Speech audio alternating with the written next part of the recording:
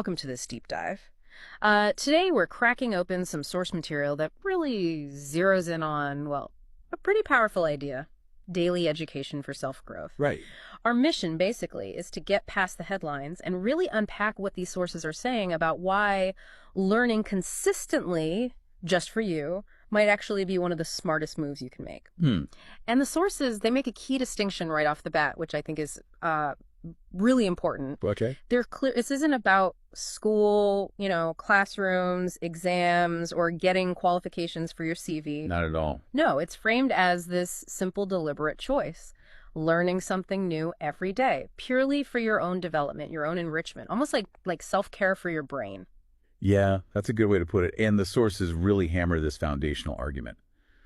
Significant growth. It rarely happens in these huge leaps. Right, not overnight. Exactly. It's built slowly, bit by bit. Small, consistent habits. They use this great analogy, like brushing your teeth daily is just basic care for your physical health. Okay, yeah. Well, this kind of deliberate daily learning is framed as like essential care for your mind. I like that. Brushing your teeth for your mind. It makes it feel less, less academic and more fundamental. Mm-hmm. So if growth is built daily like that, why do these sources argue that learning specifically is the habit? What's so powerful about that?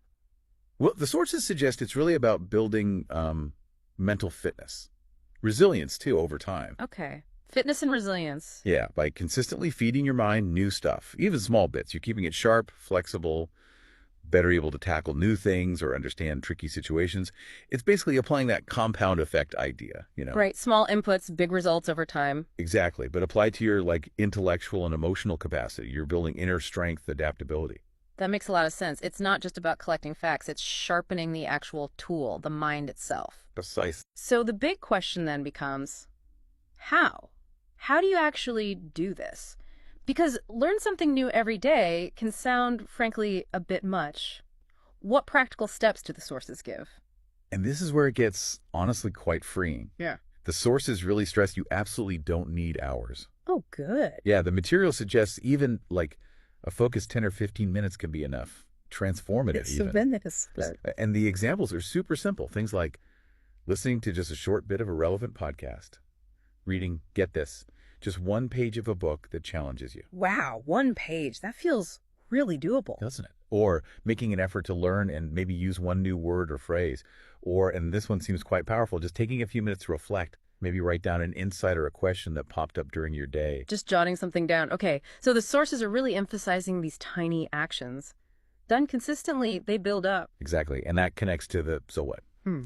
The bigger picture the sources paint. Right. That's a compounding effect of tiny daily actions that build something really vital. Confidence. Ah, okay. Confidence. Yeah, and not just confidence in knowing things, but a sort of deeper confidence in your ability to learn, to adapt, to figure things out. The sources highlight how this makes you more curious, naturally, more open-minded, just more capable. Yes, and there's a point the sources make about the reason for learning this way, the motivation, which I found really interesting. They underline that you're not doing this for show, not to impress anyone, pass the test, get a raise. You're choosing to learn this new thing purely for you. And that focus, according to the material, is incredibly powerful. It shifts everything. Right. It brings up a question for you listening, really. Why is learning something just for your own growth, your own understanding, without any external hoops to jump through? Why does that matter so much? Yeah. The sources seem to frame it as an act of self-respect. Investing in yourself. Investing in your internal landscape. I like that. Ultimately, the core idea from all this source material seems clear. This daily practice, dedicating even a tiny slice of your day to discover something new for you, it's presented as possibly one of the best investments you can make in your future. But your time is valuable. Exactly. It's your most valuable asset. And putting a little bit of it inwards, consistently, the sources say that pays dividends that just keep growing. So let's leave you with that provocative thought these sources put forward. What could you learn today?